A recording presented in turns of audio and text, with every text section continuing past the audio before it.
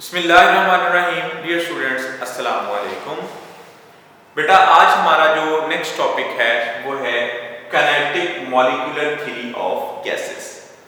Paper में बेटा इसको समटाइम एब्रिविएट में KMT भी लिखा जाता है, काइनेटिक मॉलिक्यूलर थ्योरी।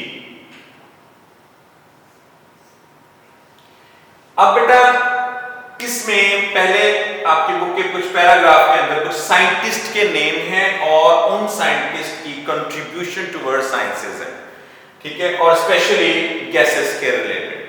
और फिर नेक्स्ट पोर्शन जो है उसमें पोस्टुलेट्स हैं, 8 पोस्टुलेट्स हैं बेटे काइनेटिक मॉलिक्यूलर थ्योरी के। ये एक लॉन्ग क्वेश्चन भी बनता है पेपर में, ऐसे ही दे देता है कि right the postulates of kinetic molecular theory, या उसको KMT को लिख देगा, या फिर कोई से 4 पोस्टुलेट्स को कहता है कि write down the 4 postulates of KMT, और ये शॉर्ट क्वेश्चन के तौर पर दे देता है।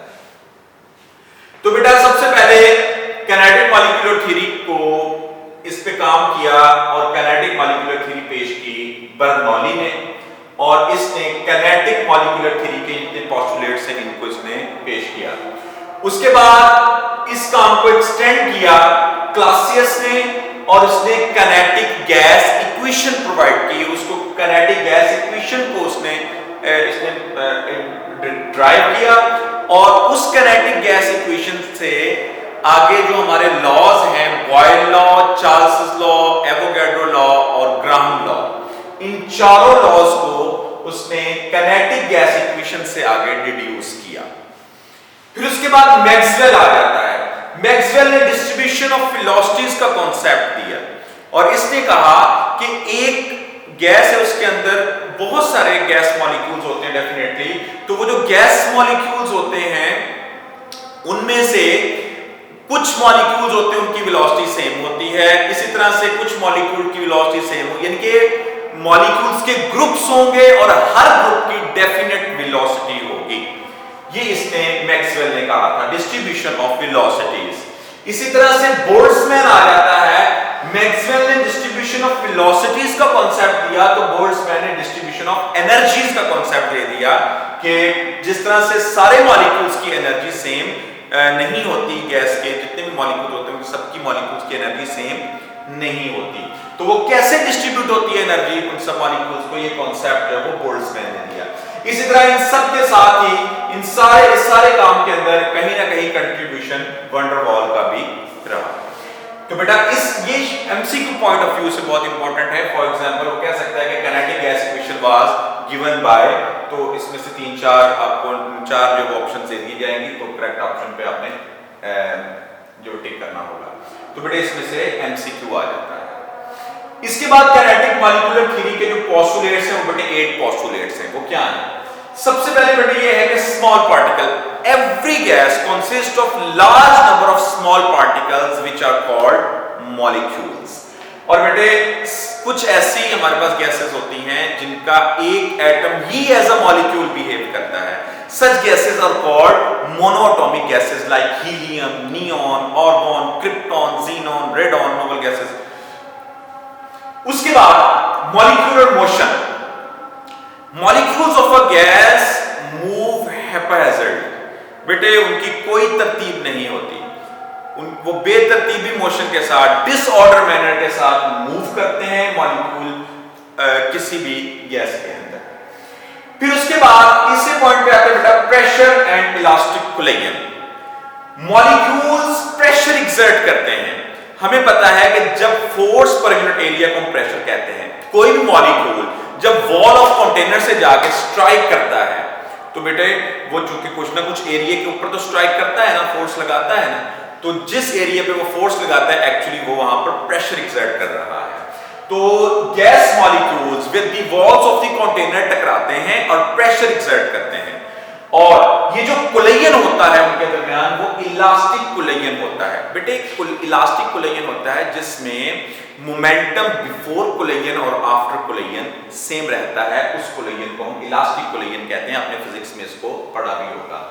तो या एनर्जी भी कह सकते हैं कि एनर्जी बिफोर कोलिजन और आफ्टर कोलिजन सेम रहती है, तो उस कोलिजन को भी हम इलास्टिक कोलिजन कहते हैं। ये जो बैलून है, बैलून में अगर हम हवा भर देते हैं, एयर भर देते हैं, तो वो फूला हुआ रहता है बैलून, तो वो इसी वजह से होता है कि उसके मॉलिक्यूल्स, उसके अंदर जो हमने गैस भरी है उसके मॉलिक्यूल कंटिन्यूअसली स्ट्राइक कर रहे हैं on the walls of the balloon. उसके बाद spaces among the molecules, there are large empty spaces among the molecules of the gases. इतनी बड़ी ज्यादा स्पेसेस होती हैं कि अगर एक मॉलिक्यूल है उसका जो रेडियस होता है, उसका जो डायमीटर होता है, उस डायमीटर से 300 टाइम्स दूर उतने डायमीटर ले लें और 300 टाइम्स उस डायमीटर का ले लें तो उतनी दूर दूसरा मॉलिक्यूल होगा। तो इसका मतलब है कि बहुत ज्यादा एम्प्टी स्पेसेस होती हैं गैस मॉलिक्यूल्स में, और इसीलिए गैसेस को जब हम किसी भी एनवायरनमेंट में छोड़ते हैं तो गैसेस पूरे के पूरे जो वो फैल जाती हैं और उनके दरमियान बहुत ज्यादा एम्प्टी स्पेसेस होती हैं गैस मॉलिक्यूल्स में। 5. No force of attraction. Gas molecules में फोर्सेस ऑफ अट्रैक्शंस नहीं होती अकॉर्डिंग टू दिस थ्योरी। हम नेक्स्ट जाएंगे, नेक्स्ट टॉपिक्स आते हैं जिनके अंदर हम ये प्रूव करते हैं कि नहीं, उनके अंदर फोर्स ऑफ अट्रैक्शन होती हैं। लेकिन इस थ्योरी का पोस्टुलेट क्या है कि नो फोर्सेस ऑफ अट्रैक्शन, कि गैस मॉलिक्यूल्स में, ये गलत हो गया था बाद में, तो इसलिए हम, लेकिन क्योंकि पोस्टुलेट है तो इसलिए पोस्टुलेट लिख रहे हैं, तो पोस्टुलेट को एज अ पोस्टुलेट हम जरूर उसको डिस्कस करते हैं कि नो फोर्स ऑफ अट्रैक्शन, कि गैस मॉलिक्यूल्स में स्पेसेस इतनी ज्यादा होती हैं कि उनके दरमियान फोर्सेस ऑफ अट्रैक्शन नहीं होती। उसके बाद वॉल्यूम, जो एक्चुअल वॉल्यूम होता है गैस मॉलिक्यूल्स का वो कौन सा होगा कि जब हम जो दूर दूर गैस मॉलिक्यूल्स हैं उन सबको एक जगह पे इकट्ठा कर लेंगे तो वो हमारे पास उसका जो वॉल्यूम होगा that is called the actual volume. लेकिन अगर हम देखें तो ये फर्ज करें 4 गैस मॉलिक्यूल्स हैं, सपोज कोई गैस मॉलिक्यूल्स हैं, इनके मुकाबले में अगर इन सबको इकट्ठा करें तो एक्चुअल वॉल्यूम थोड़ा सा बन जाता है। तो ये थोड़ा सा वॉल्यूम जो होगा वो सारे के मुकाबले में निग्लिजिबल होगा according to kinetic molecular theory. Again I am asking you कि काइनेटिक मॉलिक्यूलर थ्योरी का ये पोस्टुलेट है, ये भी गलत हो गया था। ये दो पोस्टुलेट थे जो बाद में गलत हो गए थे। भारत तो एज अ पोस्टुलेट क्या कहता है, actual volume of gas molecules is negligible as compare to the volume of the gas which is available for the gas. ठीक है बेटे। उसके बाद नेक्स्ट है जी इफेक्ट ऑफ ग्रेविटी। ग्रेविटी का कोई इफेक्ट नहीं होता मॉलिक्यूलर मोशन के ऊपर। मॉलिक्यूल्स हैप्पैजिडली मूव कर रहे हैं, ग्रेविटी की वजह से मॉलिक्यूलर मोशन इफेक्ट नहीं होती। तो ग्रेविटी का इफेक्ट नहीं है गैस मॉलिक्यूल्स पे या गैस मॉलिक्यूलर मोशन पे। उसके बाद इसका 8th पोस्टुलेट है इफेक्ट ऑफ टेम्परेचर। बेटा जब भी हम किसी भी गैस का टेम्परेचर बढ़ाते हैं तो उस गैस के मॉलिक्यूल्स की काइनेटिक एनर्जी इंक्रीज कर जाती है। तो by increasing the temperature kinetic energy of the gas molecules increases.